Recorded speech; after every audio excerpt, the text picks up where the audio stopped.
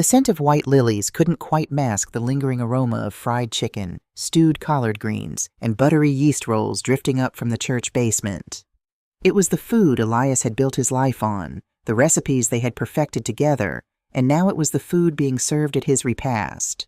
I stood near the altar of the Greater Hope Baptist Church, the heavy black fabric of my dress feeling like lead against my skin. At 50 years old, I had expected to share at least another 2 decades with the man who had been my anchor since we were practically kids. Elias and I had built Elias and Samira's Southern Kitchen from a single beat-up food cart on a dusty corner in Atlanta into a multi-million-dollar restaurant and catering empire. We had poured our youth, our sweat, and our souls into every skillet and every contract. And now, his heart had simply stopped on a random Tuesday morning, leaving a silence in my life so absolute it made my ears ring. Across the room, standing near the fellowship hall entrance, was our only son, Desmond. I watched him through the haze of my grief. Desmond was 30 years old, dressed in a custom-tailored Italian suit that cost more than Elias and I had made in our entire first year of marriage. He wasn't crying. He wasn't comforting the weeping waitstaff or the line cooks who had known him since he was in diapers. Instead, he was working the room. He shook hands with local politicians, clapped suppliers on the back, and checked his phone with a subtle flick of his wrist every 2 minutes. He looked less like a son burying his father and more like a CEO at a networking mixer. Auntie Ruby, our head chef and my closest confidant for 25 years, materialized beside me. She handed me a paper's cup of sweet tea, her own eyes red-rimmed and swollen. "He ain't shed a single tear, Samira," Ruby muttered, her voice a low, gravelly whisper meant only for me. She glared in Desmond's direction, her hands, scarred from decades of hot grease and sharp knives, fidgeting with her lace handkerchief. "Boy is walking around here like he just won an election. It ain't right." "He's grieving in his own way, Ruby," I said softly, though the words tasted like ash in my mouth. Did I believe that? I wanted to. A mother always wants to believe the best of her child. But the cold, calculating look in Desmond's eyes lately had been keeping Elias awake at night in the weeks leading up to his fatal heart attack. "If that's grief, I'm the Queen of Sheba," Ruby snorted gently, patting my arm. "You take care of yourself, Mama Samira. Don't let that boy rush you into nothing. Elias left big shoes, but you're the only one who knows how to walk in 'em." When the repast finally ended and the last of the church members gave their condolences, Desmond offered to drive me home.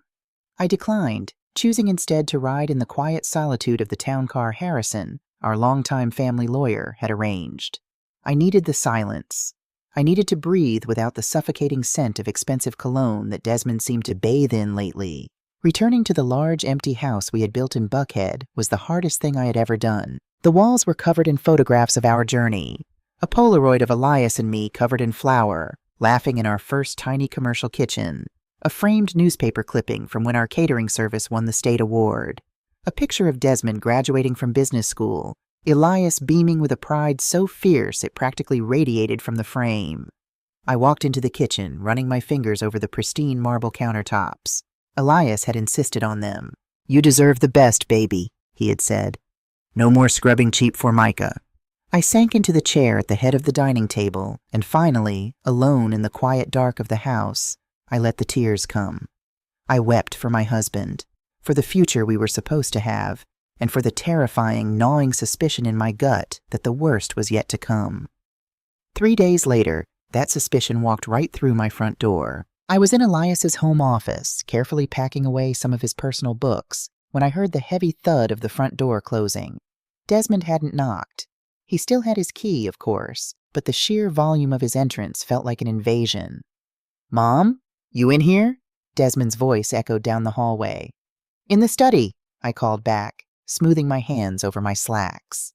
Desmond stepped into the room, but he wasn't alone. Behind him clicked the sharp, impatient heels of a woman I had never met. She looked to be in her late 30s, dressed in a slate gray skirt suit that was aggressively corporate. Her blonde hair was pulled back so tightly it looked painful, and her smile was a thin, practiced line that didn't reach her eyes. "Desmond," I sadly said, my tone even. "Who is this?" "Mom, this is Chloe," Desmond said smoothly, taking a seat on the leather sofa without waiting for an invitation. He gestured for the woman to sit beside him. "She's a corporate restructuring consultant and real estate specialist. We need to have a serious talk." I slowly closed the cardboard box of books and took my seat behind Elias's massive oak desk. I didn't offer them anything to drink. A restructuring consultant. 3 days after we put your father in the ground. There's no good time for this, Mom, Desmond sighed, adopting a tone of exaggerated patience. It was the voice one might use to explain long division to a slow child. Dad handled all the heavy lifting for the business, and I know you've just been, well, you've been focused on the recipes and the kitchen, the domestic side of things. But the truth is, the restaurant group is in serious trouble. I kept my face perfectly blank. Trouble. Massive liabilities, Chloe chimed in, her voice crisp and heavily rehearsed. She opened a sleek leather portfolio and slid a single sheet of paper across the desk toward me. Your late husband was an incredible chef, Mrs. Blackwood, but the market has evolved. The profit margins are shrinking, operational costs are skyrocketing, and the current business model is simply unsustainable. Desmond has been trying to hold the dam together for the past 2 years. I looked down at the paper. It was a summary of assets and liabilities, heavily redacted and noticeably lacking the detailed itemizations Elias and I always demanded from our accountants. According to this single sheet, Elias and Samira's Southern Kitchen was bleeding money, which was fascinating, considering we had just closed our most profitable quarter in a decade. So, I said, folding my hands softly over the document, what is your solution to these massive liabilities? Desmond leaned forward, his eyes gleaming with a hunger that made my stomach turn. I found a buyer, Mom. It's a miracle, honestly, given the state of the books. A private equity group called Pinnacle Holdings. They specialize in acquiring distressed hospitality brands. They're willing to take the entire chain off our hands, absorb the debt, and handle the liquidation. Liquidation. I repeated the word slowly, letting it hang in the air. You mean firing everyone? Auntie Ruby, Marcus in purchasing, the people who watched you grow up. Desmond waved his hand dismissively. It's standard corporate protocol, Mom. Pinnacle will likely rebrand the locations, turn them into fast casual concepts. It's not our problem anymore. The deal is already structured. Because Dad left his controlling shares to me in the event of his passing, I have the authority to execute the sale. But we wanted to bring you in to sign the spousal release and the non-compete. How generous of you to include me, I murmured. We want you taken care of, Chloe said, her tone dripping with fake sympathy. She reached into her portfolio and pulled out a check, sliding it precisely to the center of the desk. As part of the dissolution, Pinnacle Holdings has authorized a final payout for your minority stakeholder shares. It's a very fair market assessment given the company's debt profile. I didn't touch the check. I simply looked at the number written on it. $15,000. $15,000 for 30 years of my life, for the recipes that were locked in my head, passed down from my grandmother, for the empire that fed thousands of people a week. He was offering me the price of a used sedan for my life's work. 15,000, I said softly, looking up at my son. That is what my half of this legacy is worth to you. Desmond had the grace to look momentarily uncomfortable, shifting his weight on the leather sofa, but his arrogance quickly swallowed his shame. Mom, you have to be realistic. The brand is dying. You're 50 years old, you're grieving, and you don't know the first thing about managing corporate debt. This money is a clean break, but that's not all. He nodded to Chloe, who produced yet another document, this one a glossy, full-color brochure. She placed it next to the insulting check. Sunlit Meadows, Chloe said brightly. It's an exclusive, premium assisted living community in Boca Raton, Florida. We understand this house is too much for one woman to maintain, especially with the property taxes. Desmond has graciously arranged to list this property. The equity from the house sale will cover your buy-in at Sunlit Meadows. You'll have round-the-clock care, water aerobics, a lovely quiet facility. You won't have to worry about a thing. Florida, 500 miles away from my community, my church, my restaurant, and my husband's grave. They weren't just trying to rob me. They were trying to exile me.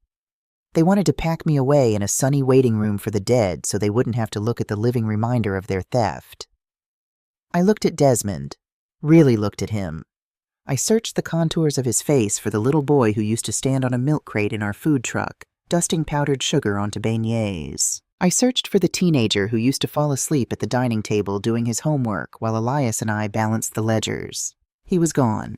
In his place sat a stranger with a hollow heart and a calculator for a soul.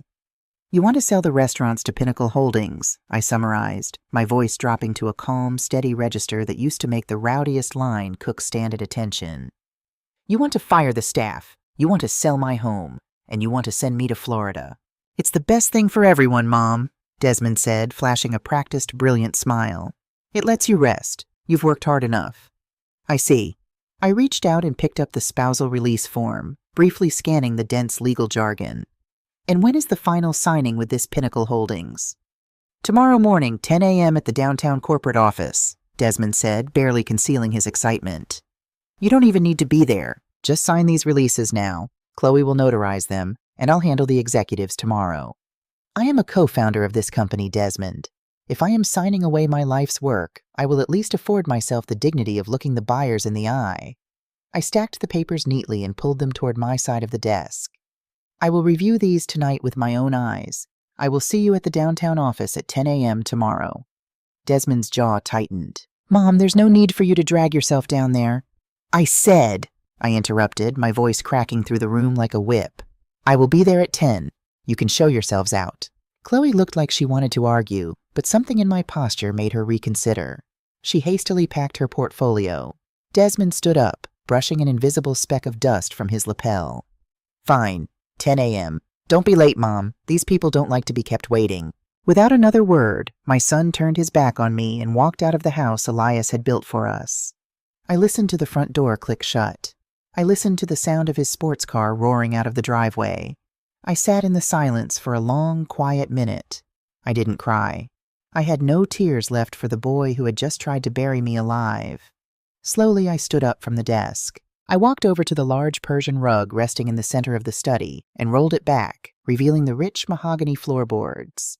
I pressed my thumb against a specific, imperceptible knot in the wood, and a small panel popped open, revealing the digital keypad of Elias's floor safe. I punched in the code, Desmond's birthday, ironically, and pulled the heavy steel door open. Inside were 2 thick manila envelopes. I pulled out the first one. It was the file Elias had been compiling in the agonizing weeks before his heart gave out. I opened it and spread the documents across the desk, right next to Desmond's insulting $15,000 check. Here were the real ledgers, the bank transfers, the offshore shell companies. Desmond hadn't just been mismanaging the company. He had been systematically bleeding it dry. He had been skimming off the top of our vendor contracts. But worse, far, far worse, he had embezzled nearly $3 million from the Employee Health and Pension Fund. He had stolen from Auntie Ruby. He had stolen from Marcus. He had stolen the safety net of the people who had built his inheritance. Elias had found out. The stress of the discovery, the heartbreak of knowing his own flesh and blood was a thief, had triggered the massive coronary that killed him before he could confront Desmond. I carefully placed Elias's investigation file to the side and picked up the second manila envelope.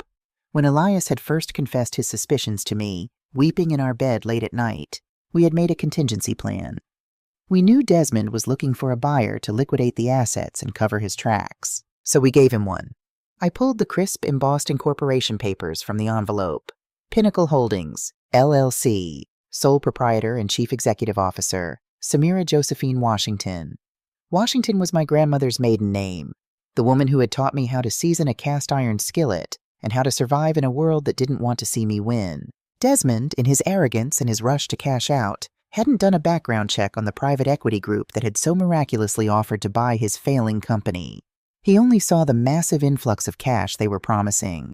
He never realized that the money Pinnacle Holdings was using to buy the company was the very money Elias and I had quietly secured by taking a private secondary mortgage on the commercial properties. I picked up the phone from the desk and dialed a number I knew by heart. It rang twice before a deep, gravelly voice answered. "Harrison," I said. "Samira," the lawyer replied gently. "How are you holding up?" "He came to the house today. He brought the liquidation papers and a brochure for a retirement home. He offered me $15,000. Harrison let out a heavy sigh over the line. "Lord have mercy. He really is a fool, isn't he?" Elias always worried the boy lacked vision, but I didn't think he lacked basic sense. "He wants me at the downtown office tomorrow at 10 a.m. for the final signing with the buyers." I reached out and traced the signature on the Pinnacle Holdings Incorporation document. My signature. "Are you ready for this, Samira?" Harrison asked, his voice losing its gentle lilt and shifting into the sharp, predatory tone of a courtroom veteran. "Once you walk through those doors tomorrow, you can't undo it. You are going to burn his world to the ground." I looked up at the framed photograph of Elias on the wall. He was smiling, holding a plate of fresh biscuits, his apron dusted with flour. He had given his life to protect this family, and our son had spat on his grave. "I'm not going to burn it down, Harrison," I said, my voice as cold and hard as the marble countertops in my kitchen. "I'm going to take it back, have the security team ready at the office, and bring the embezzlement files." "I'll be there at 9:45, Harrison said. I hung up the phone. I looked at the brochure for the Florida retirement home, crumpled it into a tight ball, and tossed it into the wastebasket. Desmond thought I was just the cook. He thought I was just a grieving, tired widow who didn't understand how the world worked. Tomorrow morning, my son was going to learn a very painful lesson about the women in this family. We don't get sent out to pasture. We own the farm. The shrill ring of the telephone shattered the heavy silence of the house at 4:30 in the morning. I was already awake. I hadn't slept a single hour since Desmond and his corporate lapdog, Chloe, had walked out of my study the afternoon prior. I was sitting in the dark at the kitchen island, a cooling cup of black coffee between my hands, watching the digital clock on the stove glow a harsh neon green. I picked up the receiver on the third ring. "Hello?" "Samira." The voice on the other end was thick with unshed tears and a vibrating white-hot rage. It was Auntie Ruby. "Ruby, what's wrong? It's not even dawn." "That boy of yours," Ruby spat, the respect she usually held for my family completely stripped away by whatever had just happened. "That boy just locked me out of my own kitchen, Samira. Me, Marcus, the entire morning prep crew. We're standing out here on the sidewalk in the cold. The keypads are dark, the locks are changed, and there's a private security guard standing on the other side of the glass." I stood up so fast my chair scraped violently against the hardwood floor. "What are you talking about? Desmond doesn't have the authority to change the locks on the flagship without a majority board vote." "He didn't just change the locks, Mama Samira." Ruby's voice cracked, and hearing this fierce, iron-willed woman break nearly brought me to my knees. "Check your email. He sent it to all the senior staff at midnight. A termination notice. Said the company is undergoing immediate structural reorganization pending a sale. Said our positions have been eliminated to streamline operational overhead. 30 years, Samira. I cooked at his first birthday party and he fired me with a damn automated email." My chest tightened, a cold fury spreading from my heart all the way down to my fingertips. He was clearing the house. Desmond knew that if he walked Pinnacle Holdings through the flagship restaurant today for a final inspection, Ruby and Marcus would sense something was wrong. They would ask questions. They would call me. So he simply amputated them in the middle of the night. "Ruby, listen to me very carefully," I said, my voice dropping to a low, dangerous calm. "Do not go home. Do not let Marcus leave. Tell the prep cooks to wait in their cars and keep the heaters running. I will be there in 20 minutes. "Samira, the security guard—" "I don't care if he hired the National Guard," I interrupted. "I am the co-founder of Elias and Samira's Southern Kitchen. Nobody locks me out of my own house." I hung up the phone and walked straight to my bedroom closet. Yesterday, I had worn the heavy, shapeless black dress of a mourning widow. Today, that woman was dead.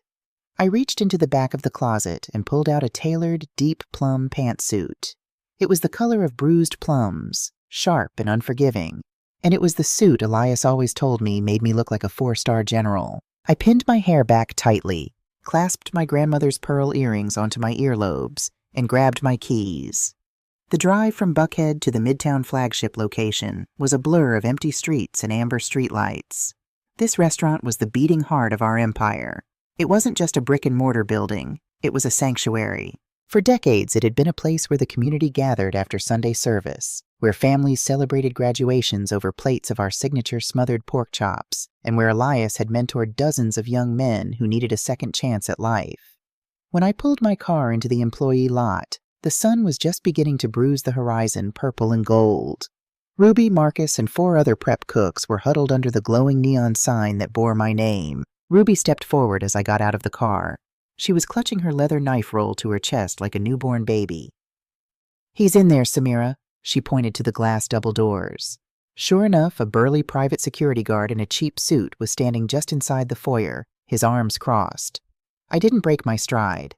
I walked right past Ruby, right past a wide-eyed Marcus, and straight up to the glass doors. The guard tapped the glass and pointed to a hastily printed sign taped to the door that read, "Closed for restructuring. No unauthorized personnel." I pulled a heavy brass key from my purse. Desmond thought he was so smart, changing the electronic keypad codes. He forgot, or perhaps he never knew, that Elias was an old-school man who didn't trust computers with everything. Elias had installed a manual deadbolt at the base of the door 10 years ago for emergencies. I crouched down, slid the brass key into the hidden lock, and turned it with a satisfying heavy clack. I stood up, pushed the glass door open, and stepped inside. The guard scrambled backward, his hand hovering over a walkie-talkie on his belt. "Ma'am, you can't be in here. This building is secured by order of the CEO." "I am the co-founder and 50% shareholder of this corporation," I said, not raising my voice, but letting it fill the empty foyer with absolute authority. "If you touch that radio, my lawyer will have you and your security firm buried in so much litigation you'll be paying off the legal fees with your grandchildren's college funds. Step aside." The guard looked at my plum suit, looked at the fire in my eyes, and wisely took 3 steps back, pressing himself against the hostess stand. "Ruby, Marcus, get inside," I commanded over my shoulder. They filed in behind me, the cold morning air rushing in with them. "Turn on the lights. Get the coffee going. This kitchen does not close." Leaving them in the dining room, I marched straight down the hallway toward the back office. The air smelled stale, lacking the usual comforting aroma of roasting spices and rising yeast. I pushed open the heavy oak door to Elias's office, flicking on the overhead fluorescent lights.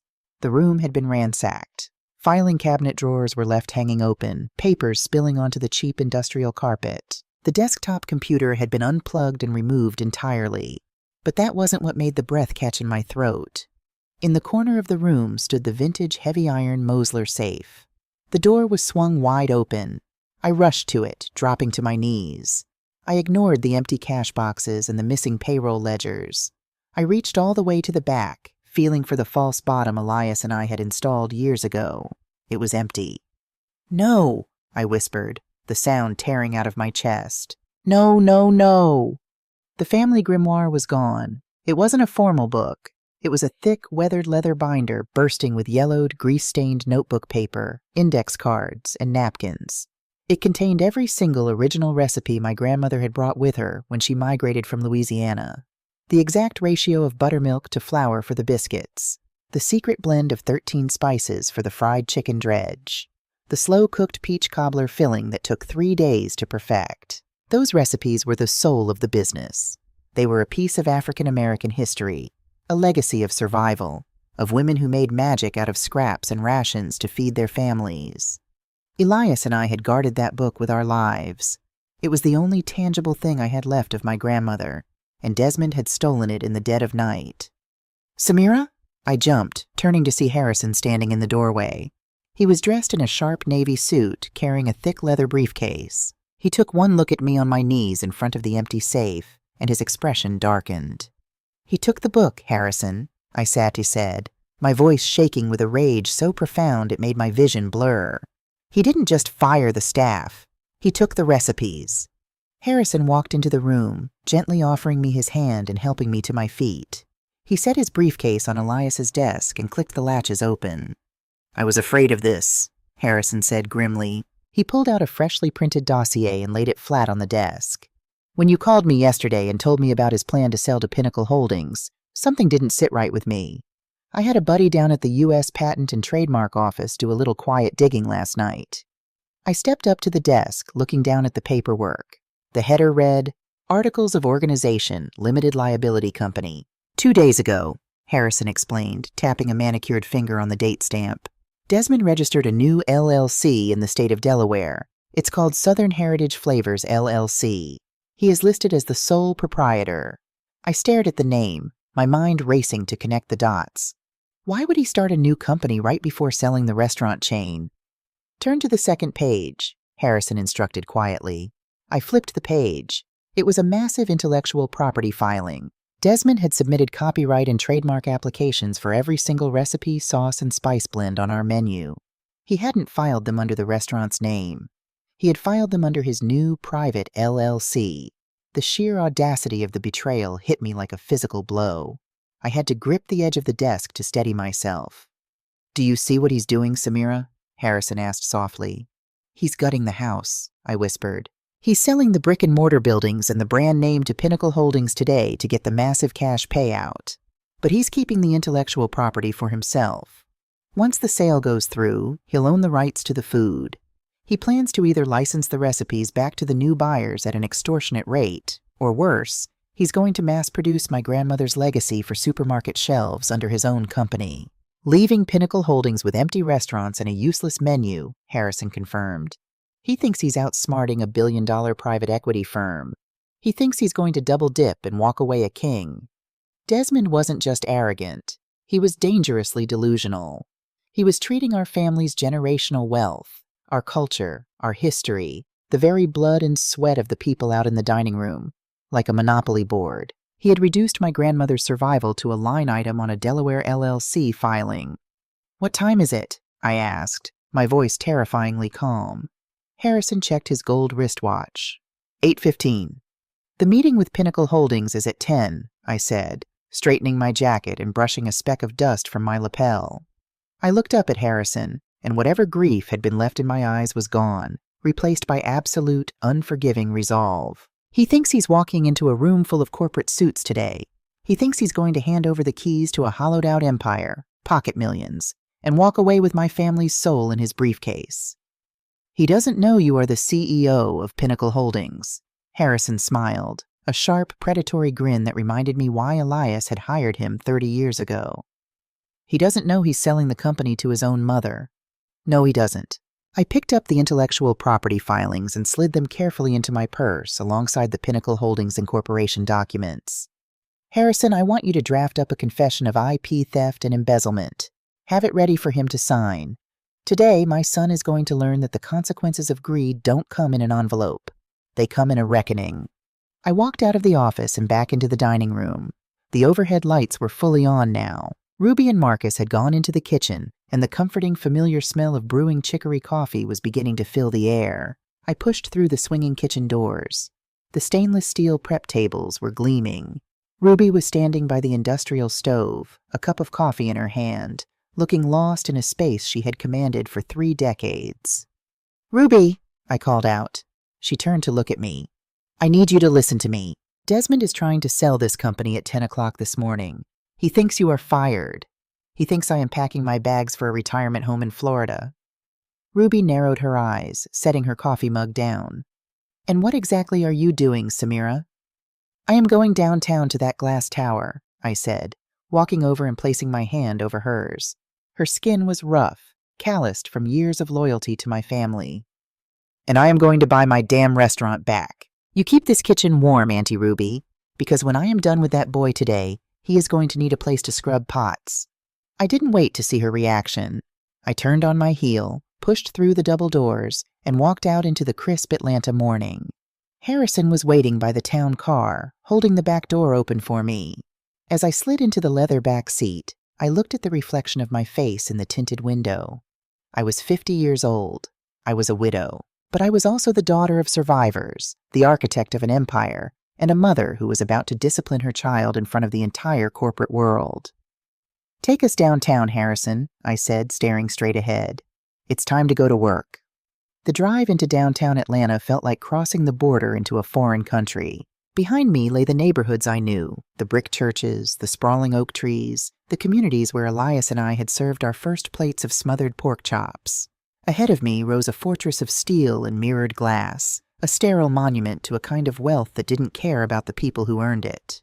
Harrison sat quietly beside me in the back of the town car, reviewing the thick stack of legal documents resting on his knees. He didn't offer empty reassurances. He knew the gravity of what was about to happen. I wasn't just walking into a boardroom to save a business. I was walking in to sever the distorted, greedy thing my son had become, praying that somewhere underneath the wreckage, the boy I raised was still breathing. The town car pulled up to the curb of the towering corporate high-rise. The lobby was a vast expanse of white marble and echoing footsteps, completely devoid of warmth. I adjusted the lapels of my plum suit, feeling the comforting weight of my grandmother's pearl earrings. They were a reminder of where I came from, a silent anchor in this sea of corporate sharks. 15th floor, Harrison murmured as we stepped into the polished chrome elevator. He pressed the button and the doors slid shut, sealing us in. The hum of the elevator ascending was the only sound. I watched the digital numbers climb. 10, 11, 12. With each floor, I deliberately stripped away the maternal instinct that screamed at me to protect my child. Desmond had weaponized my grief. He had fired Auntie Ruby in the middle of the night via an automated email. He had stolen the family grimoire, the very soul of our ancestry, to line his own pockets. He had forfeited the right to my softest edges. When the elevator chimed on the 15th floor, the doors opened to reveal a sleek reception area adorned with minimalist art and aggressive modern leather furniture. A young receptionist with a headset looked up, her professional smile faltering slightly as Harrison and I strode past her desk without pausing. "Excuse me, ma'am, do you have an appointment?" she called out, standing up. "We are expected at the main conference room," Harrison replied smoothly, his tone leaving absolutely no room for debate. We walked down a wide corridor lined with floor-to-ceiling glass walls.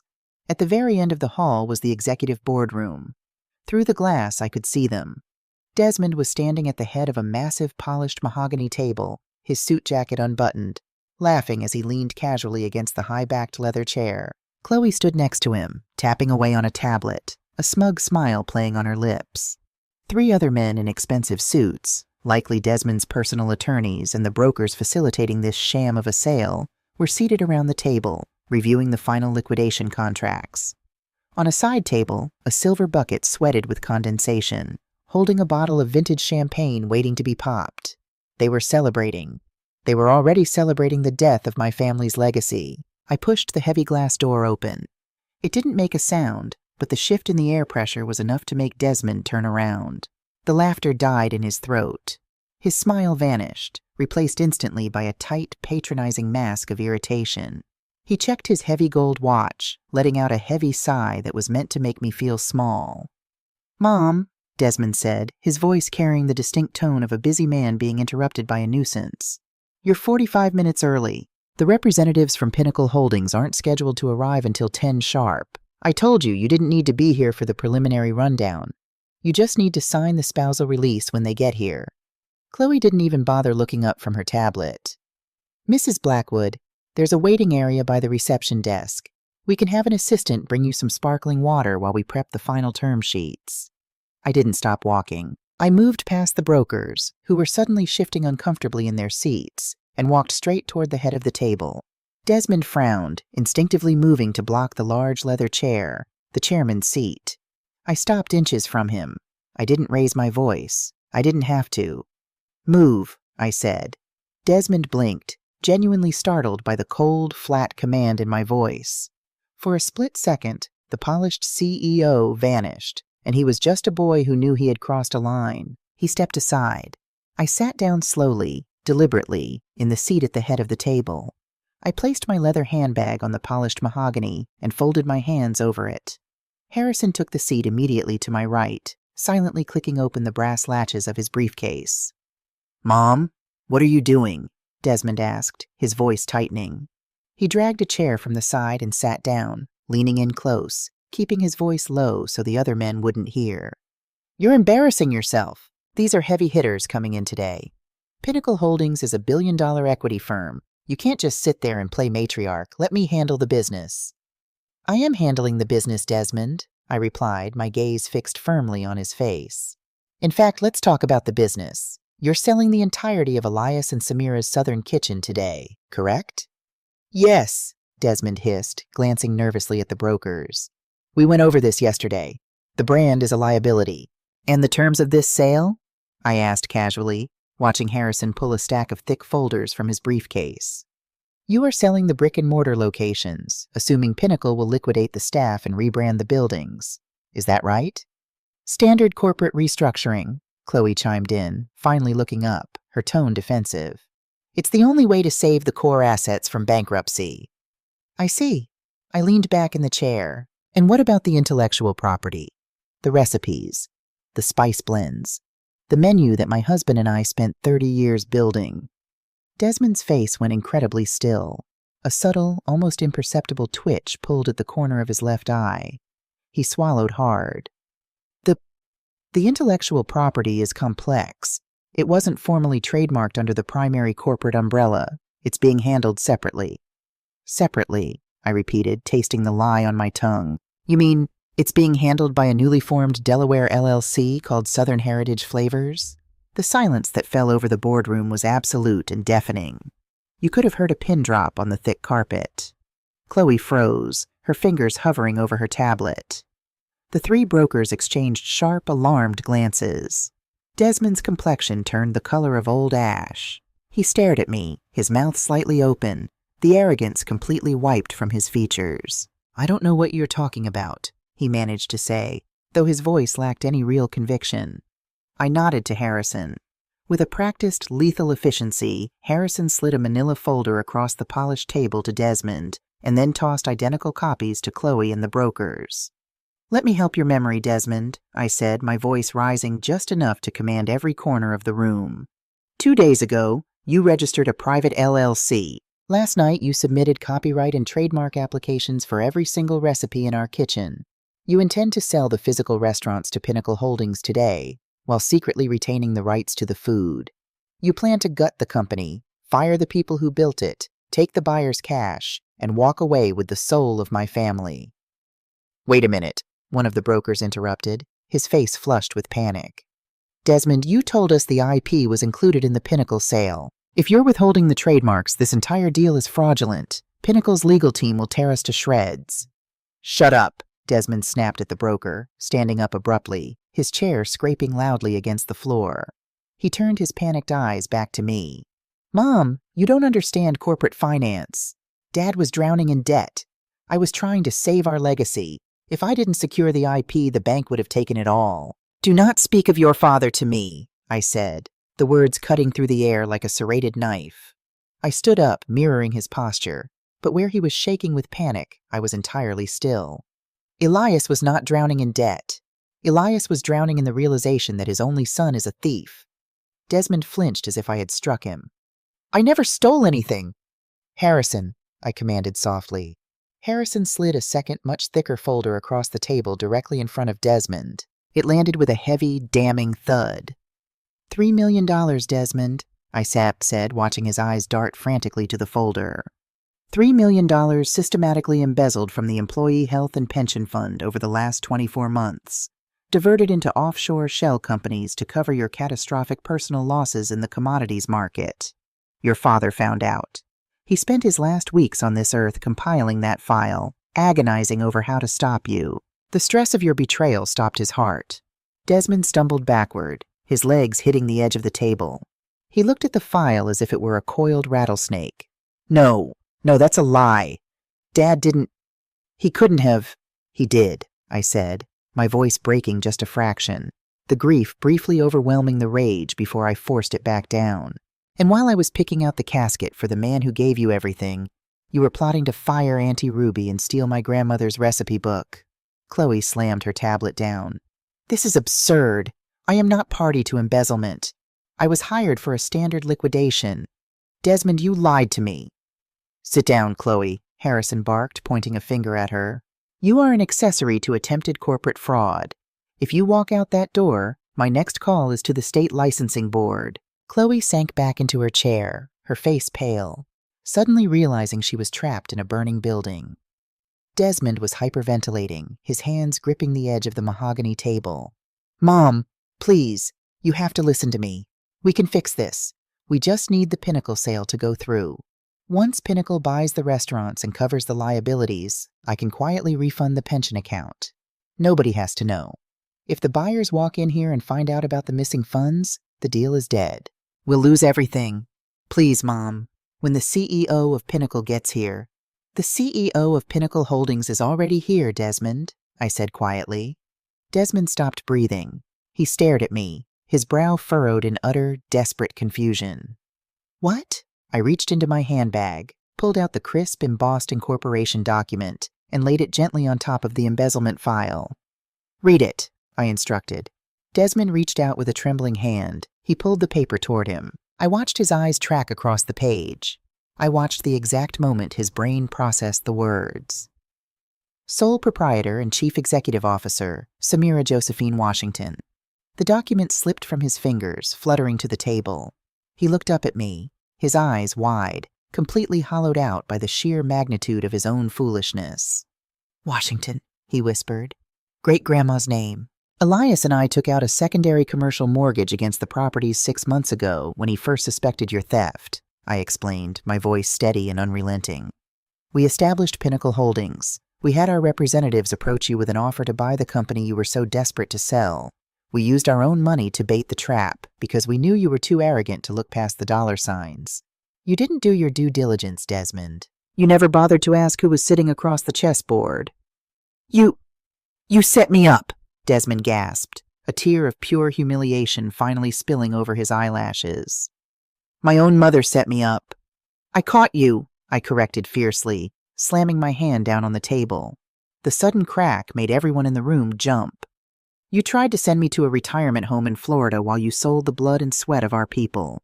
You fired the woman who fed you before you could walk. You stole a book of recipes from a safe that didn't belong to you. I pointed a rigid finger at his leather briefcase resting on the floor. Open it. Desmond shook his head, paralyzed. Open the briefcase, Desmond, or I will have the private security team downstairs come up here and open it for you. Trembling, Desmond knelt on the floor, clicked the combination locks, and flipped the briefcase open. He reached inside and pulled out the heavy, weathered leather binder. The family grimoire. He placed it on the table with both hands, as if surrendering a weapon. I pulled the book toward me, resting my hand on its worn cover. A profound wave of relief washed over me. The legacy was safe. Here is what is going to happen now, I said, addressing the entire room but keeping my eyes locked on my son. Chloe, you and your brokers are going to pack your things, leave this building, and never contact my family or my company again. If I hear a whisper of this meeting outside these walls, Harrison has enough evidence to ensure you all spend the next decade answering subpoenas. The brokers didn't need to be told twice. They practically tripped over each other gathering their laptops, fleeing the boardroom without a single backward glance. Chloe followed closely behind, her aggressive corporate demeanor entirely shattered. When the heavy glass doors clicked shut behind them, it was just Harrison, Desmond, and me. Desmond stood alone at the side of the table, stripped of his power, his allies, and his pride. He looked like a frightened child wearing a man's suit. "What are you going to do to me?" he asked, his voice barely a whisper. "You have two choices," I told him, folding my arms across my chest. Choice number 1, Harrison picks up his phone and calls the FBI. We hand over the embezzlement file. You are arrested for corporate fraud, grand larceny, and intellectual property theft. You will go to federal prison. You will lose your MBA, your reputation, and your freedom. Desmond squeezed his eyes shut, a sob catching in his throat. "Mom, please." Or, I continued, my voice unwavering, choice number 1's alternative. You sign over the LLC you created in Delaware immediately. You surrender your controlling shares of Elias and Samira's Southern Kitchen back to me. You liquidate your personal portfolio, sell your sports car, sell your downtown condo, and use every penny you have to refund the $3 million you stole from the employee pension fund. Desmond's eyes flew open. That will wipe me out. I'll have nothing. You will have exactly what your father and I had when we started. Nothing, I agreed. But you won't be unemployed, because starting tomorrow morning at 5 a.m., you will report to the Midtown Flagship Restaurant. You will clock in. You will put on a white apron. And you will work in the dish pit and as a prep cook under the direct supervision of Auntie Ruby. Desmond stared at me in absolute horror, as if I had just suggested he jump out the 15th floor window. You want me, the CEO, to wash dishes? You are not the CEO, I corrected sharply. You are a thief who is being given the grace of a second chance by a mother who still, against all odds, loves you. You will scrub pots. You will mop the grease traps. You will chop onions until your hands blister. You will look the people you tried to ruin in the eye every single day, and you will learn the actual value of $1 earned through honest labor. I can't do that, Desmond stammered, his pride flaring up for one final, desperate stand. "I have a master's degree from Wharton. I can't be seen taking orders from a line cook." "Then take your master's degree to federal prison," I said, gesturing toward Harrison's phone. "The choice is entirely yours, Desmond.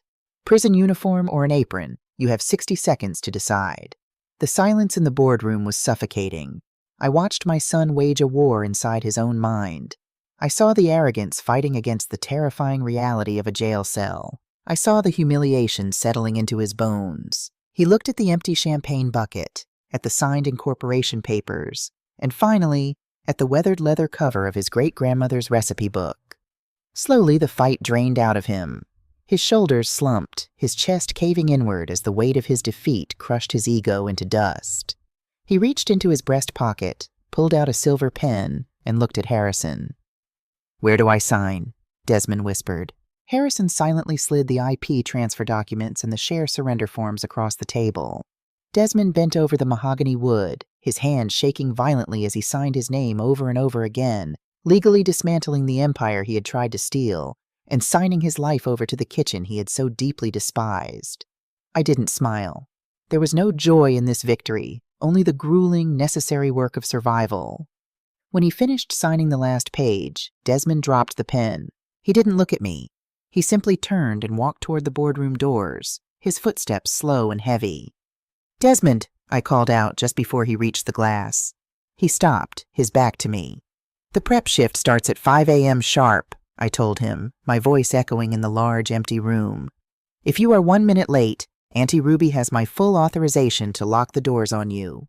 He didn't reply. He just pushed through the glass doors and disappeared down the long, quiet hallway, leaving behind his briefcase, his pride, and the ruins of his betrayal. I sat alone at the head of the table for a long time, my hand resting gently over the family grimoire. The battle was won, but the real work, the work of breaking a man down so he could be rebuilt, was just beginning. The transition from the executive penthouse to the dish pit of Elias and Samira's southern kitchen was not a gentle descent. It was a violent, humiliating crash. At 4:45 a.m. on his first day, Desmond pulled his sleek silver sports car into the employee parking lot. The Atlanta air was still thick and humid, the sky a bruised purple before the dawn. He stepped out wearing designer jeans and a crisp button-down shirt, looking as though he were merely stopping by for a photo opportunity. Auntie Ruby was waiting for him at the back loading dock. She didn't offer a greeting. She simply held out a folded stack of fabric. "Put it on," Ruby commanded, her voice raspy from decades of breathing in flour dust and hickory smoke. Desmond stared at the clothes. It was a standard-issue prep cook uniform, a stiff white polyblend shirt, checkered houndstooth pants, an apron that had seen better days, and a cheap black hairnet. "I'm not wearing a hairnet, Ruby," Desmond said, his voice dripping with leftover corporate arrogance. "My hair is cropped close to my scalp." Ruby took a slow, deliberate step forward. She was a foot shorter than him, but in that alleyway she cast a shadow that swallowed him whole. "You will address me as Chef Ruby, or you will address me as ma'am. And you will wear the net, or I will call your mother and tell her you violated health code regulations on your first minute of the job. Shall I make the call?" Desmond's jaw locked. The memory of the federal prison threat was still too fresh. He snatched the uniform from her hands, retreated to the tiny, windowless employee locker room, and stripped away his designer clothes. When he emerged, the stiff fabric scratched against his skin. He felt ridiculous. He felt erased. "Grab a mop," Ruby said, pointing toward a heavy yellow bucket. "The grease traps need degreasing, the line needs sanitizing, and the walk-in cooler needs the floors scrubbed before the meat delivery gets here at 6. Move." For the next 3 weeks, Desmond's life was a grueling, steaming nightmare of physical labor. The kitchen was an unforgiving beast. It didn't care that he had a master's degree from Wharton. It didn't care that he knew how to leverage corporate debt or negotiate with private equity firms. In the kitchen, the only currency that mattered was hustle, and Desmond had none. His soft, manicured hands quickly blossomed with angry red blisters from the scalding dishwater. His lower back screamed in constant agony from standing on the hard quarry tile for 12 hours a day. He chopped onions until his eyes burned and swelled shut. He hauled 50-pound sacks of flour and sugar from the dry storage room until his shoulders trembled with exhaustion. And through it all, nobody spoke to him. The prep cooks, the line chefs, the dishwashers, the very people he had tried to fire with an automated email treated him like a ghost. They navigated around him in the narrow aisles with tight, efficient movements, ignoring his size and his obvious misery. He was isolated, drowning in the humid, chaotic symphony of clanking pots and sizzling fryers. But the physical pain was nothing compared to the psychological torture of watching his mother. Samira had taken full control of the empire. She didn't sit in the downtown high-rise. She set up her office right off the main kitchen of the flagship. She held vendor meetings at a corner booth in the dining room, negotiating produce prices with a ruthless, brilliant charm that left suppliers giving her better margins than Desmond ever managed. She walked the line, tasting sauces, adjusting seasonings, and laughing with the staff. Desmond watched her from the steaming purgatory of the dish pit, a toxic knot of resentment tightening in his chest. "She thinks this is easy," he told himself as he aggressively scrubbed baked-on macaroni and cheese out of a massive aluminum hotel pan. "She thinks she can run a multi-million-dollar logistics operation with grandmotherly charm and a wooden spoon. She doesn't know the math. She doesn't know the market." His pride, battered and bruised, refused to die. He was convinced that without his corporate oversight, the restaurant would inevitably face a crisis it couldn't survive. And when that crisis hit, they would have to turn to him. They would have to admit they needed his intellect, his business acumen.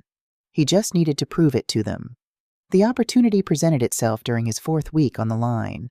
The restaurant had secured the most lucrative and high-profile catering contract of the year, the wedding reception for the mayor of Atlanta's eldest daughter.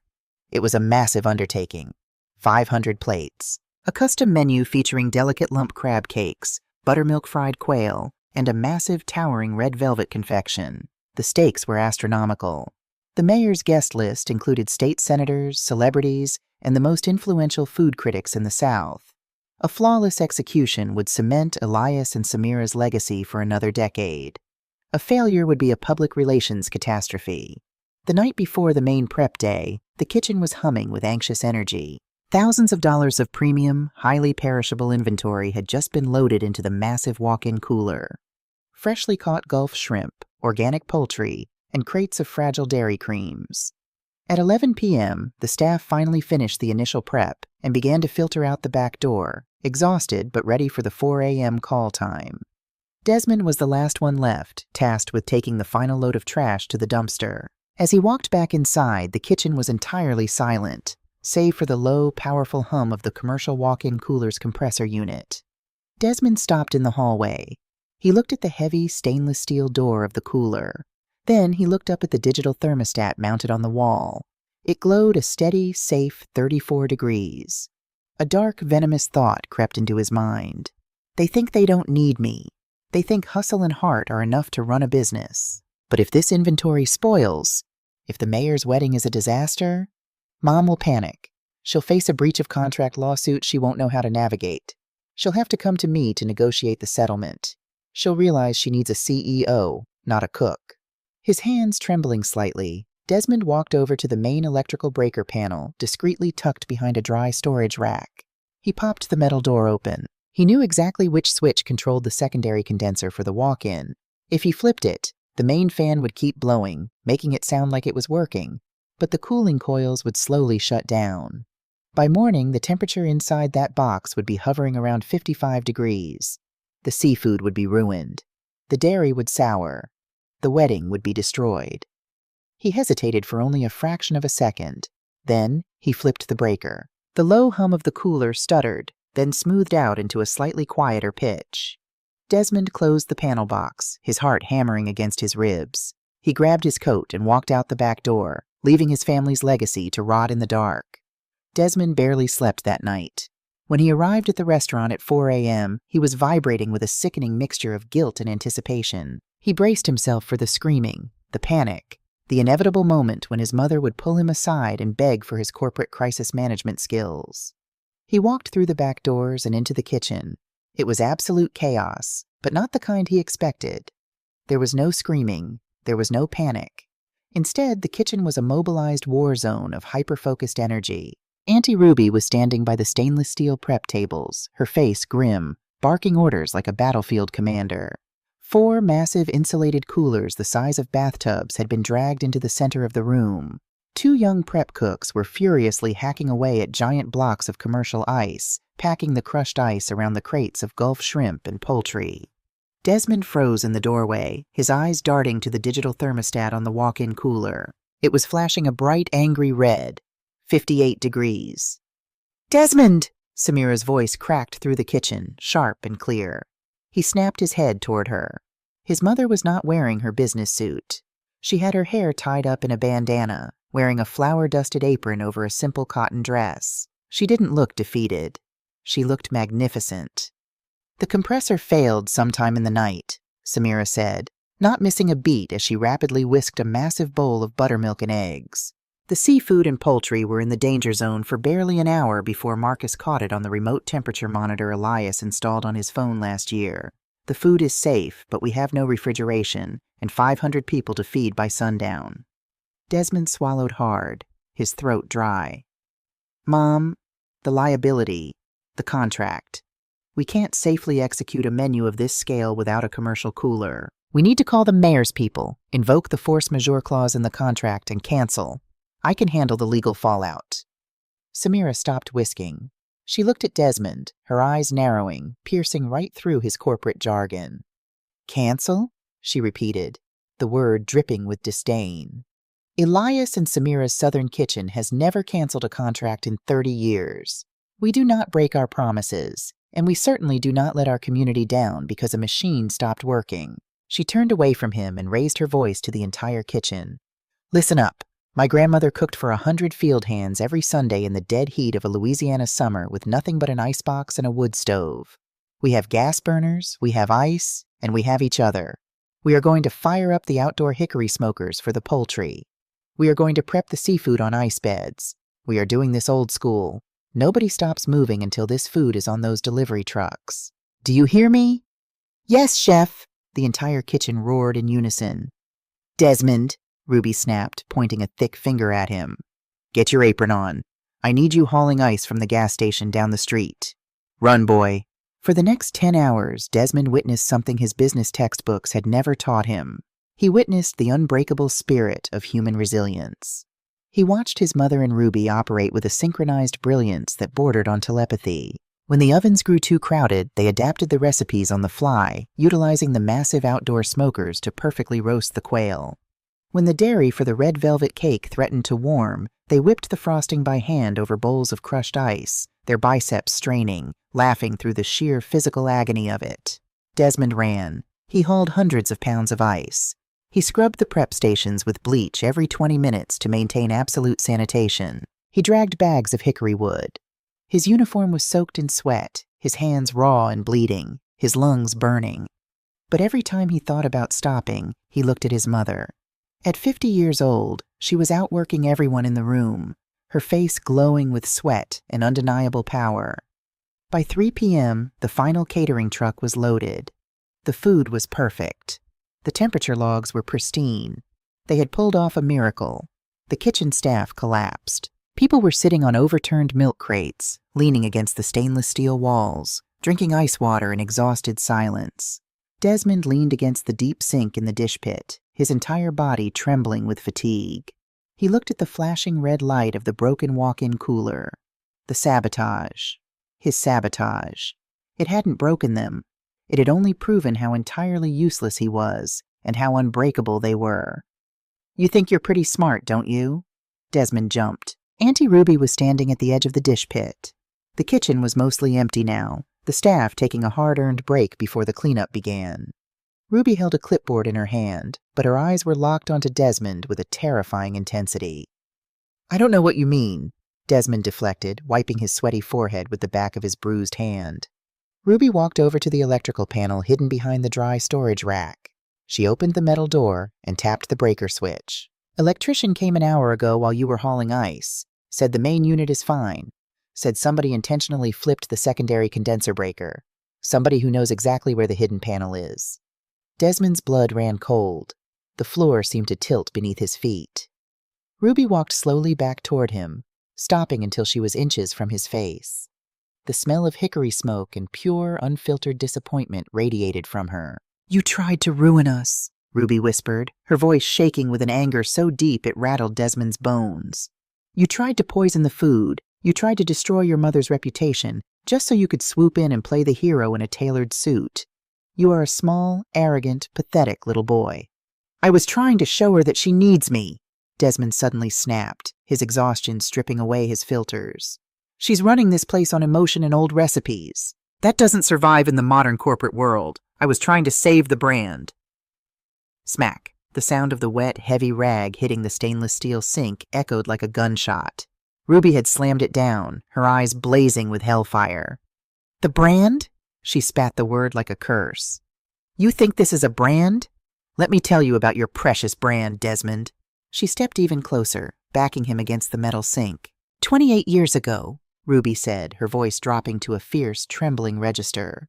"The city tore up the street in front of our first real brick-and-mortar location. Took them 6 months to fix the pipes. We had no foot traffic. We had no revenue. The bank was threatening to foreclose, and the suppliers cut off our credit. Your mother was at home, nursing a colicky baby. You." Desmond stared at her, his breath catching in his throat. He had never heard this story. "Your father, Elias," Ruby continued, tears welling in her eyes. "He didn't file for bankruptcy. He didn't write an automated email and fire his staff. You know what that man did? He walked down to the pawn shop on Auburn Avenue and sold his wedding ring to make payroll so my kids wouldn't go hungry. And when that wasn't enough to buy the meat for the weekend rush, I drove him to the plasma center twice a week. Your daddy sat in a chair and sold his own blood just so he could keep the lights on and keep you in expensive diapers."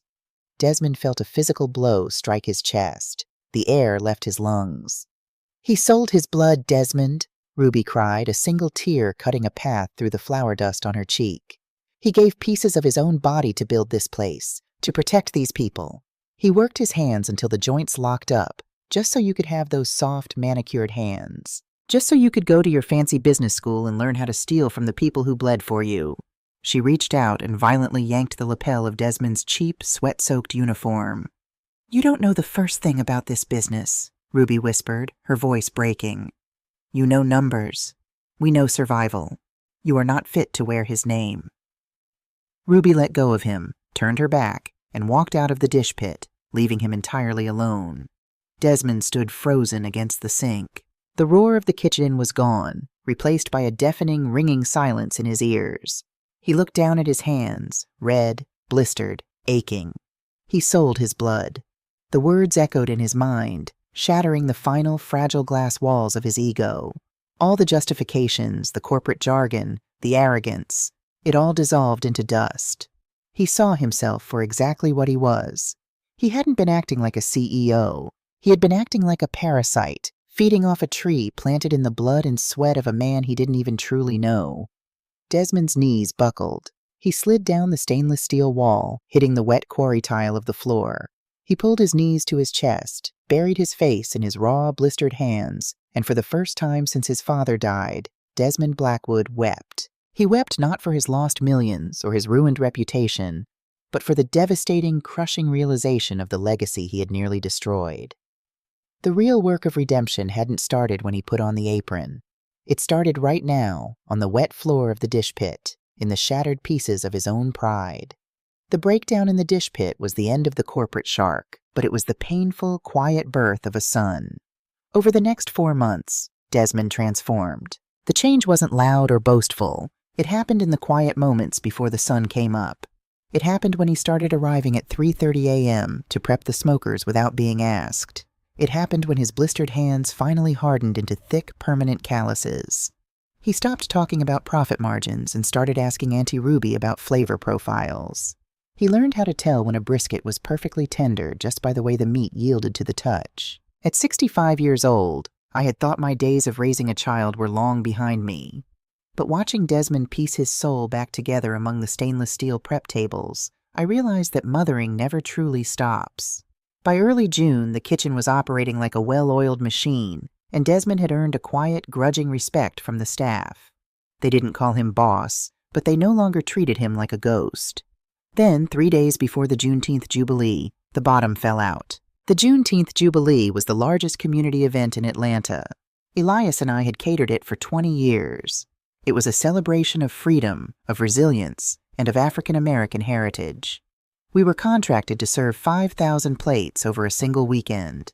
The logistics were staggering, heavily reliant on our exclusive, decade-old contract with Horizon Farms, a supplier of premium, heritage breed pork and poultry. I was in my office off the main kitchen, finalizing the prep schedules, when Marcus knocked on the door, his face pale. "Mama Samira," he said, his voice tight. "The delivery trucks from Horizon Farms didn't show up. I just got off the phone with their dispatch. They canceled our account." I stood up, my heart dropping into my stomach. "Canceled? We have a locked contract. We prepaid the deposit." "Horizon Farms was bought out yesterday," Marcus explained, wiping sweat from his forehead. "A private equity firm acquired them and immediately dissolved all outstanding contracts with independent restaurants.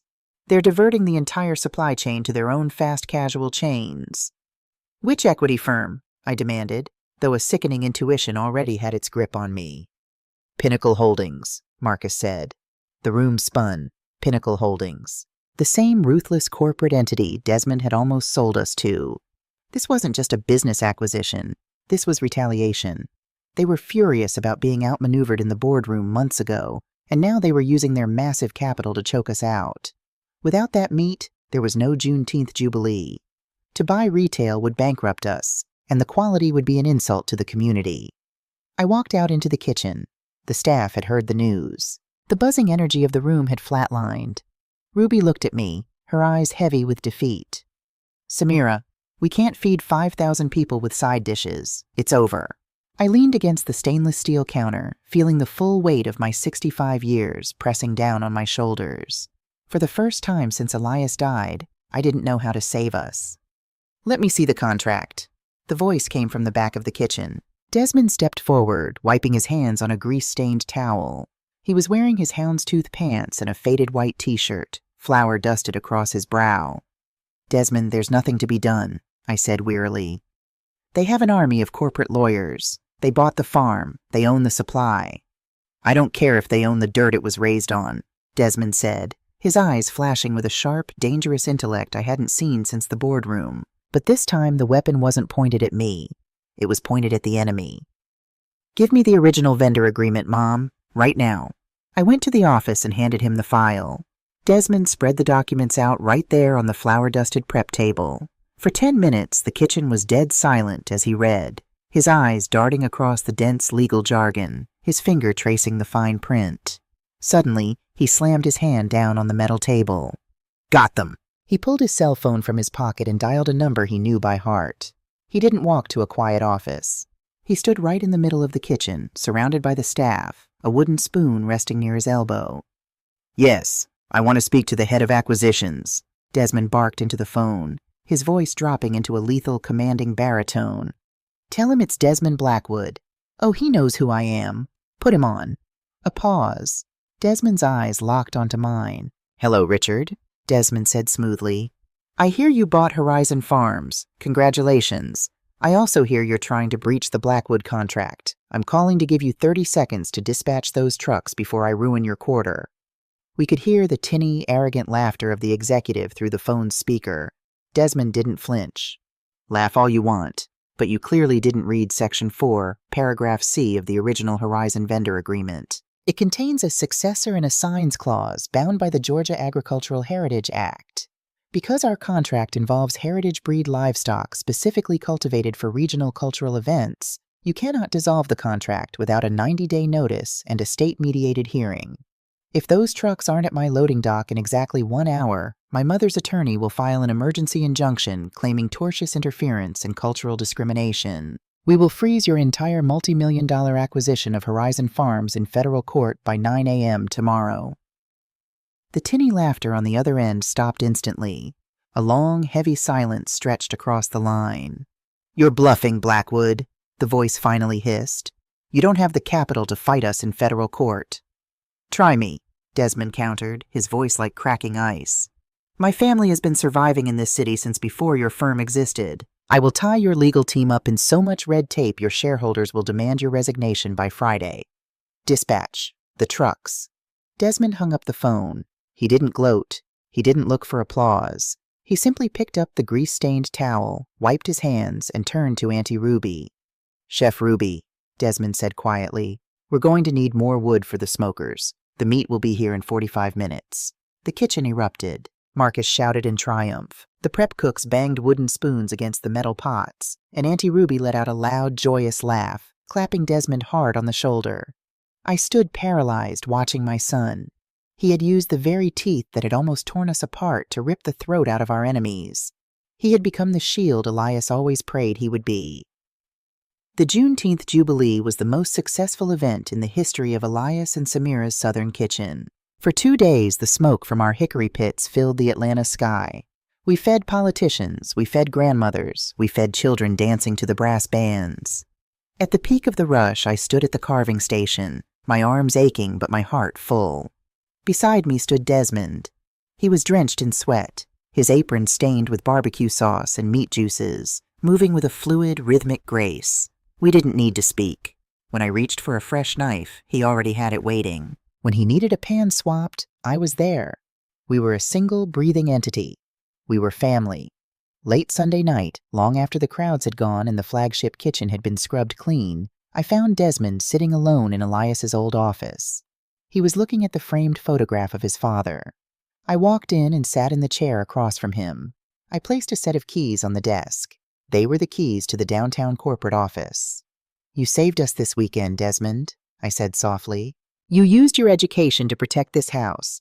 You've paid back the pension fund, and you've scrubbed every pot in this building. I think it's time you put your suit back on. The CEO chair is empty."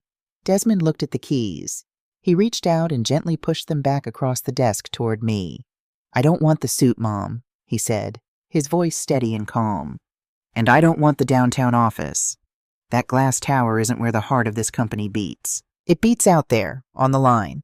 He looked down at his calloused hands, a small, genuine smile touching his lips. "If you'll have me," Desmond continued, "I'd like to stay here, as the kitchen operations manager. I want to learn every recipe in the grimoire. I want to know this business the way Dad knew it, from the ground up." I looked at my son. The arrogant boy who had walked into my study with a liquidation contract and a $15,000 check was dead. In his place sat a man who understood that true wealth isn't measured by private equity or offshore accounts, but by the legacy of the people you feed and the community you build.